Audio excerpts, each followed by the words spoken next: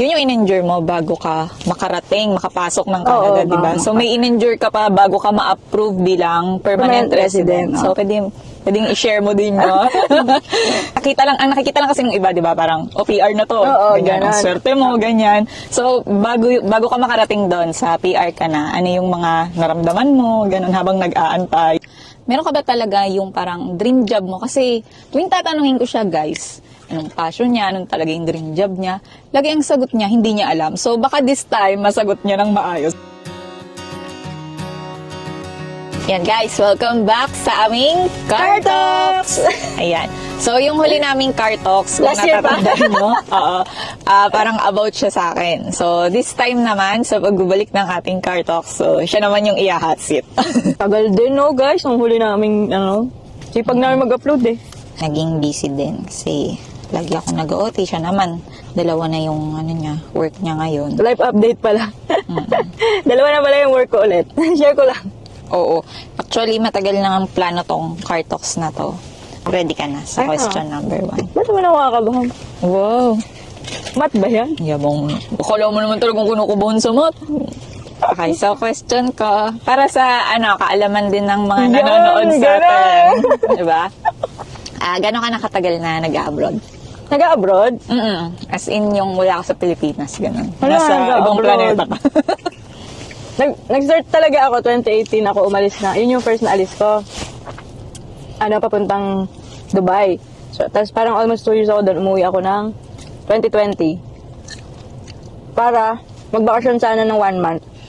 Tapos pupunta ako dito sa Canada. Kaso bigla nag-pandemic. Yun na yung may mga lockdown. Nag-lockdown, gano'n. Supposed to be, June 2020, nandito na dapat ako.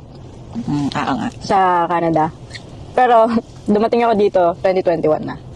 Isang taon yung naging pagitan mula nung... So, naging tambay ako for 1 year. Mula na umuwi ka, galing Dubai, tapos yung nagpunta ka dito. 1 year yung yung tapos ngayon, so 2021 ako dumating dito. Mag-4 years. Mag-4 years na ako next month. Next month na. Pero sana ma-upload to bago yung Feb 26. Sisikapin natin yan na mai-upload bago 4 years. So parang total 6 years. Gano'n kahirap yung naging process para makarating ka dito? Like, ano yung mga kailangan mo i-endure para makarating ka dito? Hala, dito sa Canada? Oo. Dito. Syempre, sobrang hirap kasi nga lockdown. Ang hirap ng lahat. Tapos, so, una, umuwi ako ng Pilipinas na parang okay lang, normal magiging process lahat. Parang from February hanggang June matatapos ko yung lahat ng kailangan ko para makapunta ako dito. Kaso nga lang, March, sa pagkakatanda ko, March nag-lockdown. Kauwi ko lang ng Feb, March nag-lockdown. March. Sarado lahat, sarado ang NBI, sarado ang biometrics, sarado ang BFS. So, kahit nagpa-process ka ng work permit, kumbaga kahit pinaprocess dito, na check na ako, eligible ako and all, hindi ako makapag-biometrics kasi nga, sarado sa Pilipinas.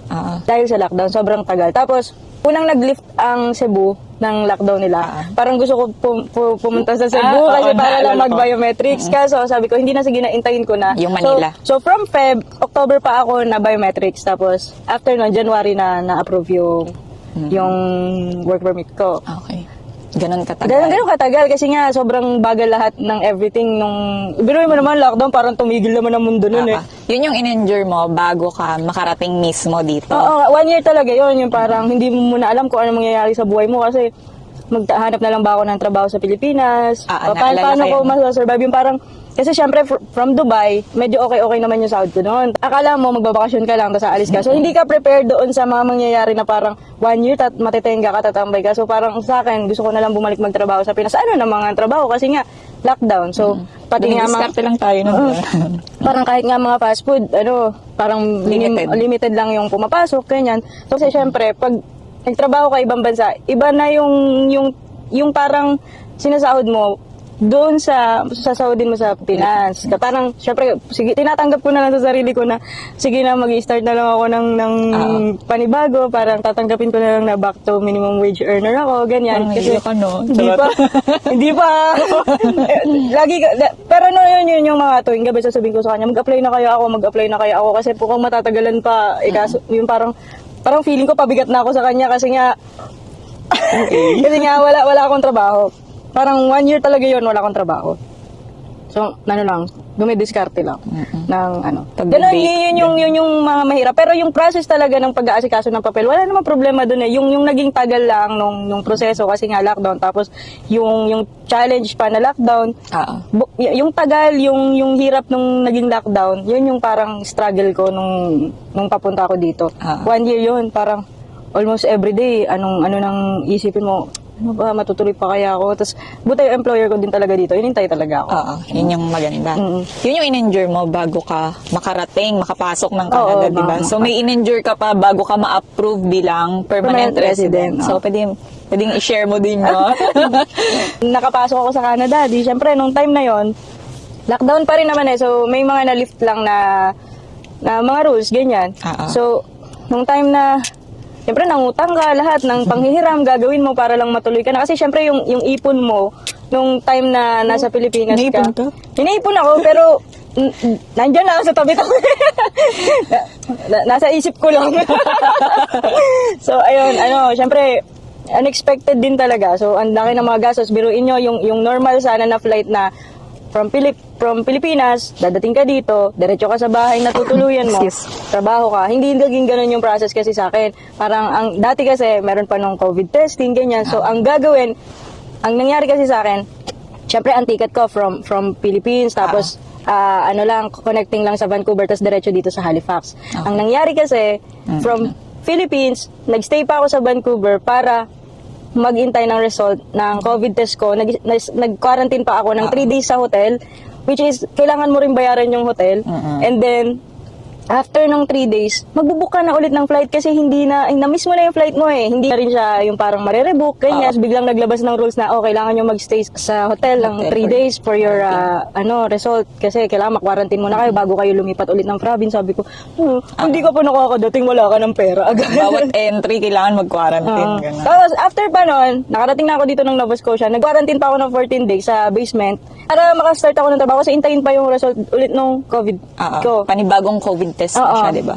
So, ayun, ganun kahirap. Tapos, nung PR naman, kasi nung pasok ko nun, work permit, sabay ko in-apply yung work permit ko, yung PR ko, kasi nga, yung pathway ko, ina-acknowledge niya yung experience ko na managerial position sa Pilipinas, sa Dubai. So, ang nangyari sa akin, hindi ko na kailangan mag-earn ng 1 year experience dito inside Canada para maka-apply ako ng PR. So, sabay ko in-apply yung PR tsaka work permit ko.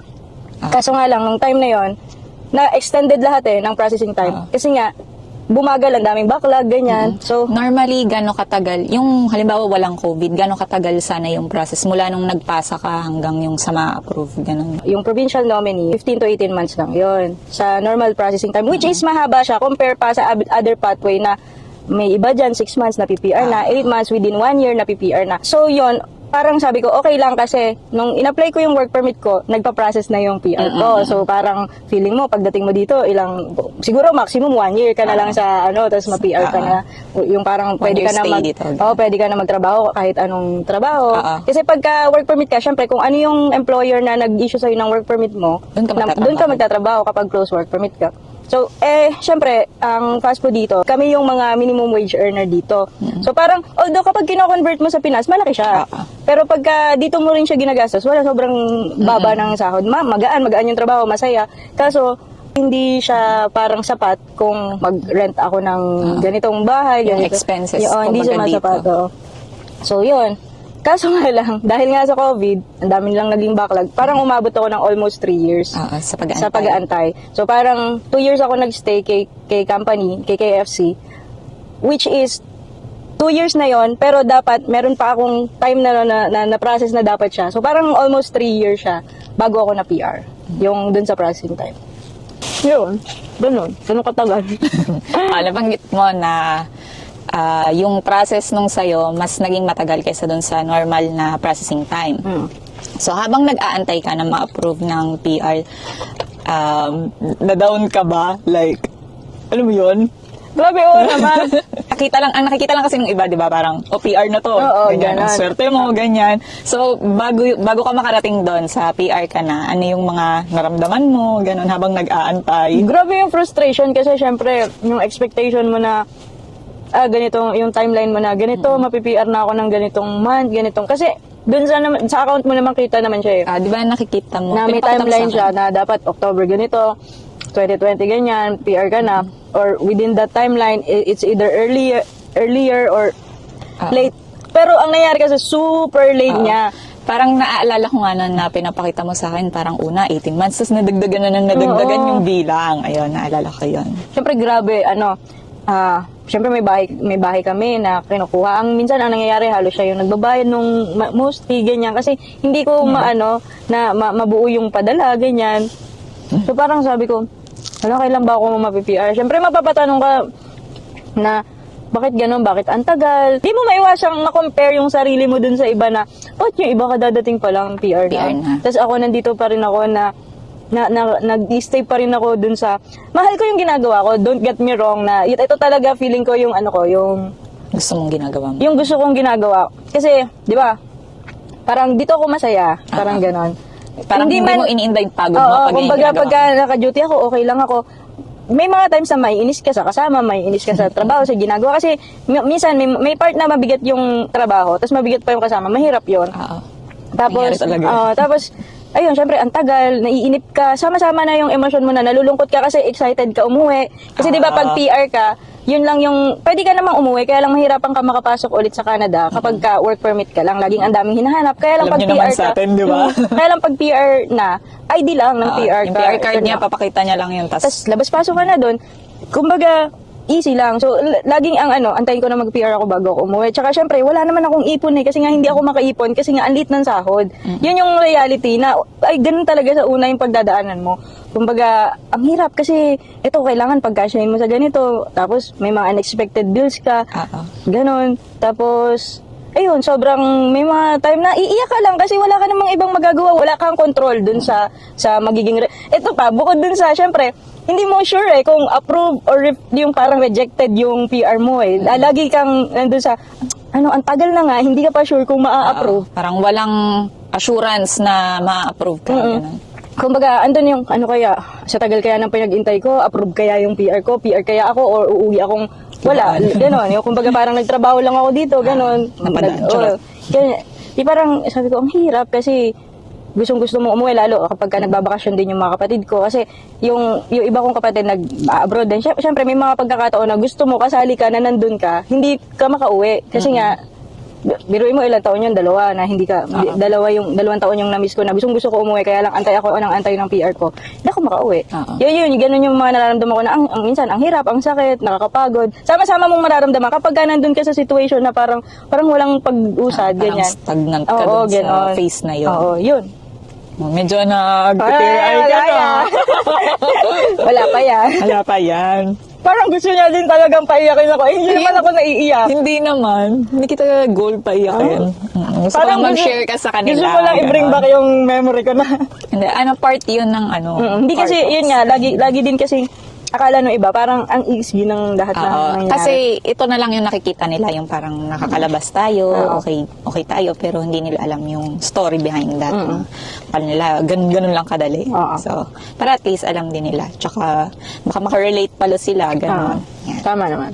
Diba, na-share mo dun sa... May vlog tayo dati na inintroduce natin yung sarili natin, di ba? Yung 25 facts about us. Baka hindi nyo pa napapanood. Panoorin nyo na. Yan. So, nabanggit mo doon yung mga previous work mo up to your current job. Naalala ko ba? Di ba, previously, sabi mo, ang work mo, yan, always sa fast food, yung mga parang restaurant, parang ganon, sa food industry. Then ngayon, yung work mo ay sa field ng, saan ba natin siya pwedeng i-classify? Yan, sa healthcare, ganon. Sa mga naging work mo, meron ka ba talaga yung parang dream job mo? Kasi tuwing tatanungin ko siya, guys, anong passion niya, anong talaga yung dream job niya, lagi ang sagot niya, hindi niya alam. So baka this time, masagot niya ng maayos kung ano talaga yung... Kailangan ba alam mo? Oo. Ikaw nga, alam mo kung saan mo gustong pumunta eh. Pupunta tayo dito sa ganito, pupunta tayo sa ganyan, ganito. What if, dapat alam mo? What if hindi pa? Hanggang ngayon, di mo ba alam kung anong gusto mo? Or...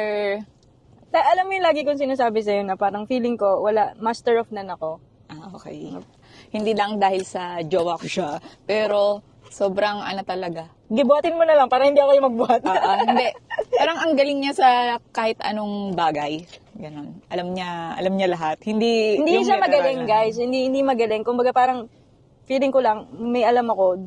Hindi okay ka talaga, parang excellent ka sa lahat ng ginagawa mo. Ganun. Hindi ganon, guys. Hindi. Yung may, Ako, sa pananaw ko guys, yung nakikita ng mata ko, yung na-experience ko, and even yung naririnig ko sa ibang tao. sino ibang tao naman yan? Secret, charot. Ayan. Gano'n na lang. Total, meron naman talagang times na hindi natin na-figure out pa kung ano talaga yung gusto nating gawin gawin sa buhay.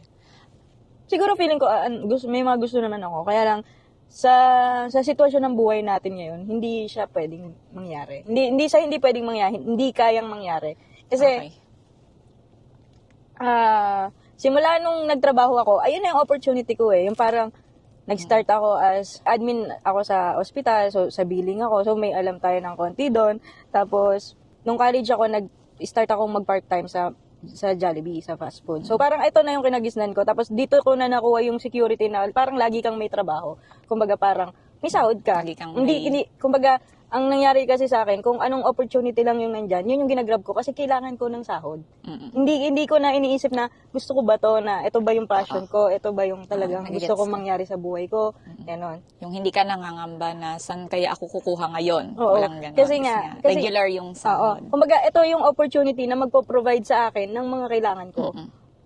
Nag-gets. Oo, ganon. Kasi, parang hindi ko ma-chase ko ano yung dream ko. At hanggang ngayon, hindi ko pa rin kasi alam kung ano yung tatahakin ko. Kasi nga, hindi ko masimulan. Kasi hindi ko pwedeng i-give up lahat ng trabaho ko. Para lang, hindi ako pwedeng mag-pause na. Nahiyak ako. Hindi ako pwedeng mag-pause para gawin yung gusto mong gawin yung mga gusto kong gawin. So, parang, may mga gusto akong i-try, may mga gusto akong i-master, pero hindi ko magawa. Kasi nga, kailangan ko ng sure na sasahodin. Kasi may mga expenses, may mga responsibilidad tayo bilang adult tayo. Gets ka naman yan. Kasi may ganun din ako na may kumbaga, gusto kong gawin. Pero ever since, gusto kong magkaroon ako ng coffee shop. Okay.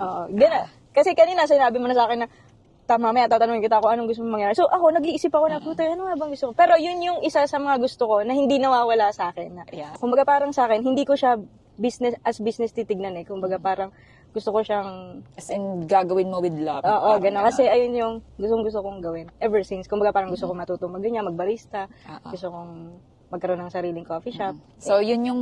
Sa lahat ng hindi mo alam, ayun yung parang buo sa isip mo. Oo. Sa lahat ng...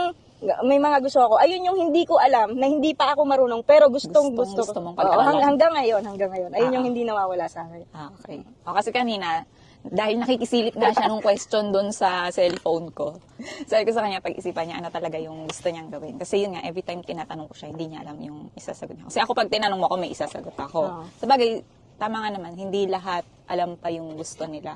Even sa ganitong age na siya magta-31 na, parang ako hindi na 31 no? Ayun, so, okay lang yun na figuring out kung ano yung gusto. Lahat tayo may ganun pang phase na hindi natin alam kung ano yung gusto natin. And, yun, gusto ko lang malaman talaga kung ano yung parang hindi nawawala sa isip mo na gusto mong gawin. Yun. Ayan. Gusto ko yung sarili, hindi yung nagtatrabaho lang ako. Gusto ko yung nandun ako yung parang, ano lang. Yung wala kang inaalala, gano'n. Gano'n. Tsaka, you do what you love, ganyan. You do what you love to do. So, ayun, parang nasagot mo na yung susunod kong question. Na? Yung handa mo bang i-risk o i-give up yung work mo ngayon? Yung meron ka ngayon para dun sa wala naman akong dream job mo. Meron akong utang. Pwede ko yun i-risk. Sige, wag na lang tayo magbayad. na lang. Kalimutan na lang natin yung utang. I-risk ko na yun. Sige. Ayun, wala kasi, may nabasa ako sa Facebook na parang, hindi lahat tayo may backup. Kasi minsan, ikaw na yung pinaka-backup eh. Kumbaga parang sa atin, di ba? Ganun. Oo. Meron akong ka-work na parang sabi niya, bakit nagdadalawang trabaho ka?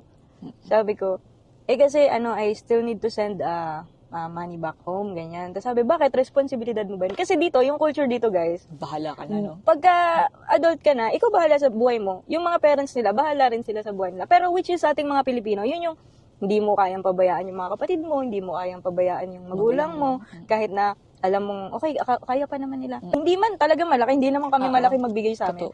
Kumbaga parang, iniisip ko nga, siguro kung hindi kami nagbibigay, ganyan. Pero hindi mo rin naman, hindi din kasi kaya ng konsensya mo na hindi magbigay. Saka minsan, nandun yung feeling na parang, feeling mo kulang. Ewan ko kung may ganun kang feeling. Ako minsan parang may feeling na, parang kulang pa yung naibibigay ko. Lagi naman ganun. Kumbaga parang, laging, sa iba, sobra na, pero sa feeling mo parang, ano pa kayang kaya ko? May kaya pa naman akong ibigay. May gusto pa akong ibigay, ganun. Kaya lang minsan, feeling ko, dun sa thought natin na gano'n, nakakalimutan natin yung sarili natin, feeling ko. Kasi, tinan mo ako, nagdadalawang trabaho na ako para lang ako pagpadala. Parang, naisip ko, ano nang natitira para sa sarili ko? Parang, yung time ko sana na may learnings ako, yung parang may iba akong matutunan, hindi ko magawa kasi nga, kailangan ko pang magdalawang trabaho, ganyan. Kasi hindi naman malaki yun sa akin. Siguro kasi, mataas din kasi yung pangarap, may ginugol kasi kami, may timeline kami na gusto na ganito, tapos na yung ganyan. So, ayaw din kasi namin no parang, habang buhay lang na ganito. Kumbaga, may mga gusto kaming marating, may mga gustong gawin. Hindi kami nag-enjoy ngayon. Pero, alam mo sa sarili mo na there could be more. Hindi naman siguro masama yun. So, yun yung reason kung bakit hindi mo kayang i-give up ang everything. Kasi wala naman tayong backup. Yun nga, kasi nga, parang hindi ko din kasi, alam mo, may time din talaga na naiisip ko na parang, what if, tumigil kaya. Pinakamayaman. Charot. Minsan gano'n, paano kaya kung pinanganak ako mayaman? Hindi, joke. Hindi, minsan iniisip ko, last year, parang sabi ko, ano kaya, sana next year, magkaroon ako ng mas maraming time para sa sarili ko na maaral yung gusto kong gawin. Kaso, sa ngayon, hanggang ngayon, hindi pwede, hindi aari. Kasi nga, wala ka namang ibang backup, wala ka namang ibang pagkukunan. Kasi syempre, although kaya kang tulungan ng iba mong kapatid, kamag-anak, hindi mo naman yun hihingin eh. Kasi alam mong kaya mo naman. Tsaka hindi ka pwedeng umasa lang doon. Oo, tsaka hindi pwedeng, porket alam mong may sasalo sa'yo, aasa ka doon. Kumbaga parang, kailangan, alam mo namang may trabaho ka. So, pag-isipan mo mabuti, dapat, may pinabila ako sa kanyang book, yun yung, hindi ko pa natatapos, you should know when to jump. Oo.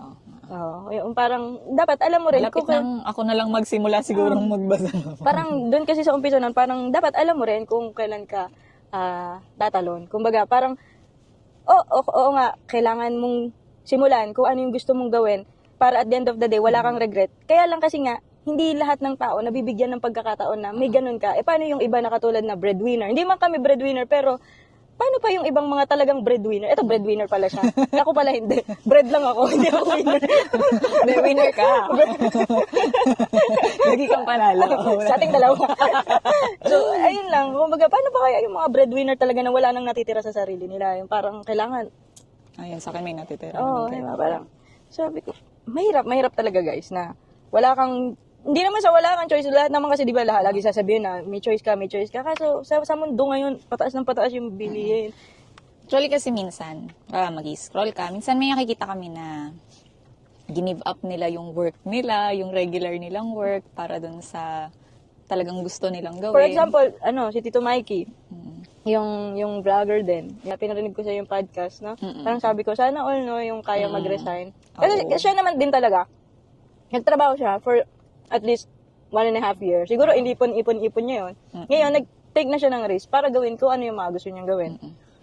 Kasi feeling niya yung ilang hours na nai-spend niya dun sa work niya, pwede niyang gawin para makapag-content dun sa mga vlog na ginagawa niya.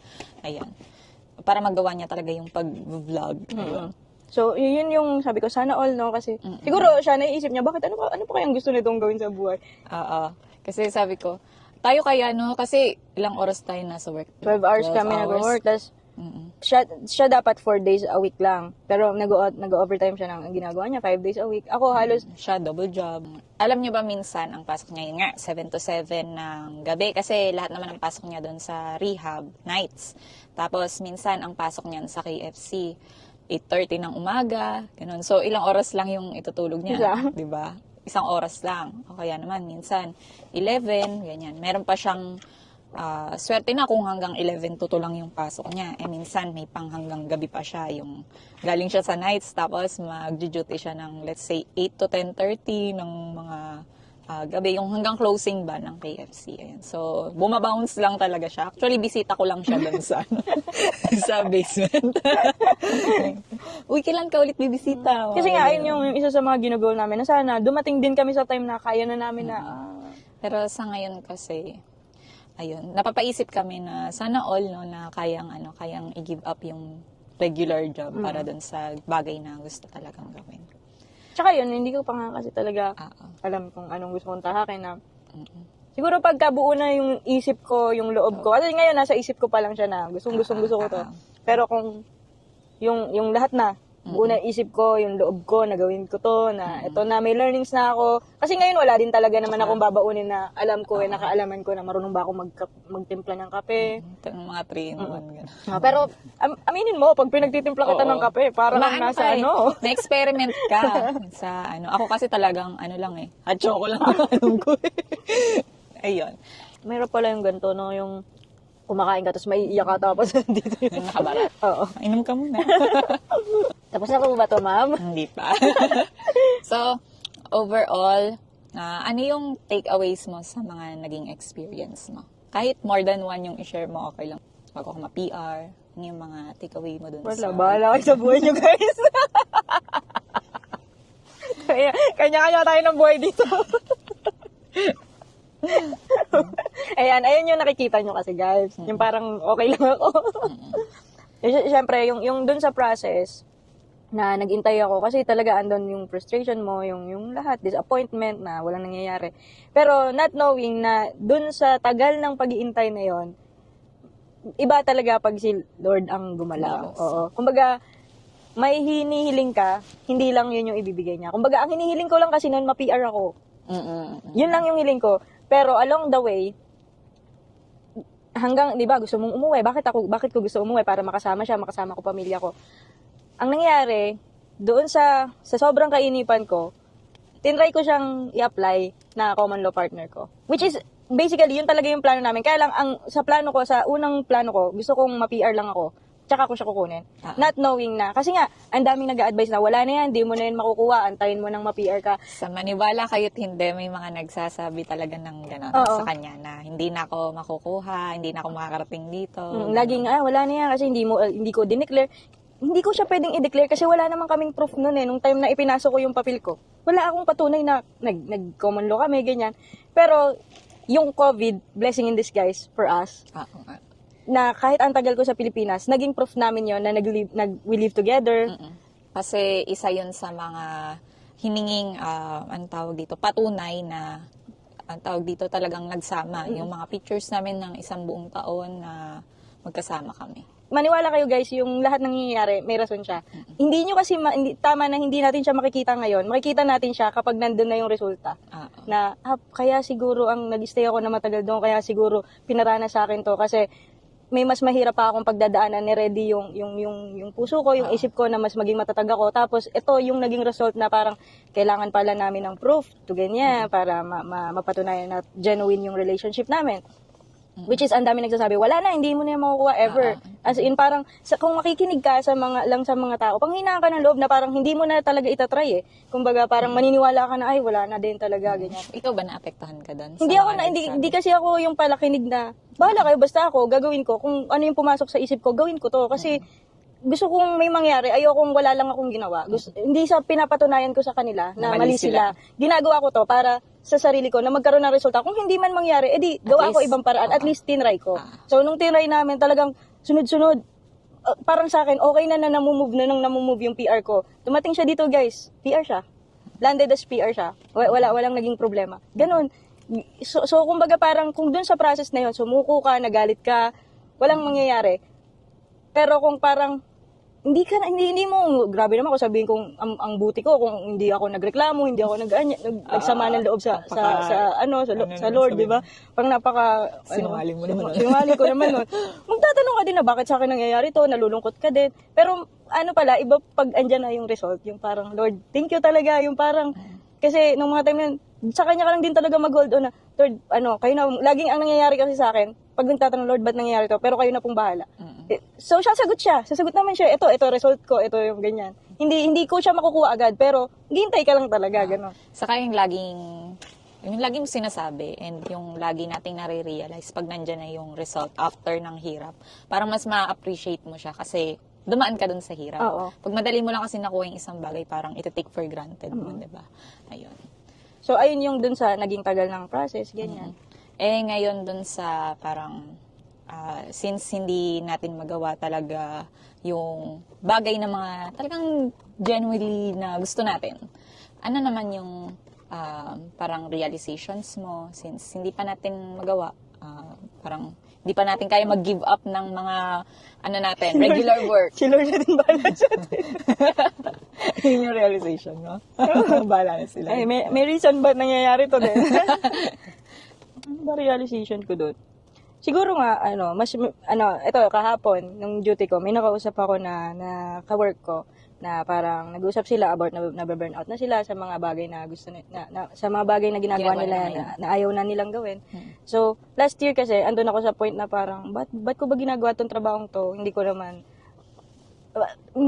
parang hindi ko naman na gusto, gano'n. Pero, parang kahapon, parang na-enlighten ako dun sa sinabi niya na, since ito yung meron ka ngayon, i-grab mo lahat ng learnings na pwede mong makuha hanggang sa dumating yung minamanifest mo na gusto mong gawin or trabaho. Kumbaga parang, at least prepared ka. Ito yung learnings mo, ito yung mo. Yung parang, sabi ko, parang instead na papasok ka, isipin mo, ayoko na talaga itong ginagawa ko. Bakit hindi mo isipin na kailangan may matutunan ako ngayon para babaunin ko to dun sa magiging next ko na pinagpe-pray ko at minamanifest ko work. Parang gano'n. Kailangan, hindi naman ang OA naman kasi nung parang lagi kang positive. Hindi naman nangyayari yun, guys. Kumbaga parang nasa atin lang din kung paano natin i-handle. Kasi may times talaga napipitik ka na, ayoko na mabuhay. At one point, mapapagod ka rin talaga. Kasi parang nagiging cycle. Trabaho, sahod, bayad ng bills, sahod, bayad ng bills. Kami, sinisingitan lang namin ng gala kasi nga parang ayun na lang din yung nagiging motivation namin na, kaya nagtatrabaho tayo para ma-enjoy din natin. Para makapag-book ng flight. Huwag kayong mag-alinlangan na magbakasyon kasi ayun yung magiging motivation nyo para magtrabaho. Lagi kasing yun yung nilulook forward ko eh. Nagugulat siya, may nakabook kaming ganito, ganyan. Kasi ayoko yung parang babangon lang ako, patrabaho, para may pambayad ng bills, para ganyan. So parang babangon ako, next month, alis kami. Tsaka kahit pa paano, ma-enjoy mo naman yung pinaghihirapan mo, di ba? Nandito ka na rin lang, di ba? I-enjoy mo na. So, ayun lang. Na parang, tsaka yun, kung napapanood nyo yung Tony Talks, hindi naman din kasi lahat ng nakikita nyo sa social media, parang sabi doon, 90% ng nakikita nyo ay hindi totoo. Kumbaga, kung masaya yung mga masasaya at magaganda lang kasi madalas yung nakikita natin. Kumbaga, kung kami nakikita nyo kaming gumagala, yun, hindi nyo din nakikita kung ano yung mga pinagdaanan namin or pinagdadaanan namin everyday para lang ma-afford namin gumala. Minsan nga, di pa namin afford, talagang sinasacrifice lang namin yung ibang bagay, gano'n. Kumbaga, kasi gusto rin naman namin mabuhay, gano'n. Kumbaga, hindi naman yung parang, gusto namin mabuhay na, ito, na-experience namin yung buhay, ito yung buhay, hindi yung trabaho lang yung naging buhay. Yung parang hindi mo na enjoy, tapos pag matanda ka na saka magkakaroon ng Tsaka regrets. lagi ko sinasabi sa kanya na parang, kailangan, lagi kasi kami, dati parang sinasabi namin na kailangan matapos muna namin yung bahay, kailangan matapos yung sasakyan, kailangan may ipon, ganyan. Sabi ko, kailan pa yun? After 10 years, baka hindi na tayo makalakad, hindi na tayo, siya nga minsan nasakit na yung tuhod niya. So, paano pa yung yung mga pupuntahan pa naman, kung gusto namin mag-travel, lakad, ganyan. So, parang lagi ko sinasabi, isabay na natin to. Kailangan natin isabay natin to. Kung kailangan natin talagang trabaho, tapos gala, isabay natin kasi hindi ka, parang, kailan mo pa gagawin? Hindi ka nga sure sa bukas eh. Bukas ba? Gising ka pa ba? Bukas ba? Alam mo yun, yung parang, andito ka pa ba bukas? Ganyan. So, parang sa akin, gawin na. Kung may gusto kang gawin mo. Kung may gusto kang sabihin mo. Habang buhay ka, mabuhay ka. Oo, yun. Live it talaga. Yan lang, may mga bagay lang kasi talagang hindi pa namin talaga kayang. Kumbaga, ito sa ganitong paraan ko palang inaano yung sarili ko na mabuhay tayo, experience natin yung buhay. Hindi lang basta huminga tayo. Hindi lang basta huminga, kundi buhay talaga. Yan. So, sana may napulot din kayong mga aral dito sa ating car talk. Huwag kayong magpapadala sa chismis, charot. Na pag sinabing hindi, walang nangyayari, gano'n. So, yun lang. Sana, patience! sana maging matyaga tayo. Sa lahat ng ginagawa natin. Saka, yun nga. Lahat may reason. May reason, no? Di man natin nakikita sa ngayon. Next time na lang. Oo. Hindi mo makita ngayon. Siguro bukas. Ayun.